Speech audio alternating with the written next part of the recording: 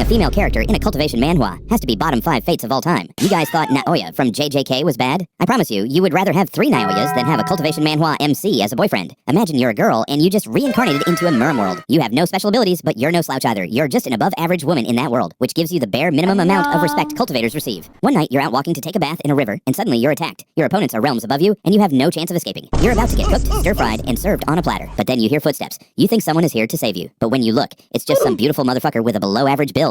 At that point, you've already given up all hope. Then suddenly, he completely obliterates them with a toothpick he conveniently carries around, and you're mesmerized by his technique and his beautiful face. So you begin to follow him around in the name of thanking him or repaying him back. And what does he do? He genuinely threatens to make you sleep outside his doorstep if you don't do all of his laundry, on top of being an absolute jerk who always tries to avoid you. And good luck trying to ask him for help with anything. You already know the answer is no. But after some time, you two begin to develop feelings for each other, and the man who was cold to you starts to blush. So you think he has feelings for you. Bad news. He just sees you as a friend he can spare 3% of his care for. But who cares, right? Feelings are still feelings. Then you go out to fetch water because at this point, you're basically a slave in his cramped one-bedroom apartment. When you get back, you find out this motherfucker left you there with a note saying he'll be back soon. So you wait. And 340 fucking years pass. At this point, you think he's left you for good, and you hate his guts. But then he returns, and the moment you see his new, exquisite form, all your hatred just fades away. You run to hug him, only to see 5 other women standing behind him, all fawning over this motherfucker. Now you have no choice but to accept this man's harem if you want any chance of staying by his side. The only good news is you're his first love, so you have the authority to manage his other wives and assets and stuff. So he low-key just marries you and automatically becomes the leader of your sect or some shit like that. I genuinely would not wish being a female cultivator on my worst enemy unless you have boundless levels of luck.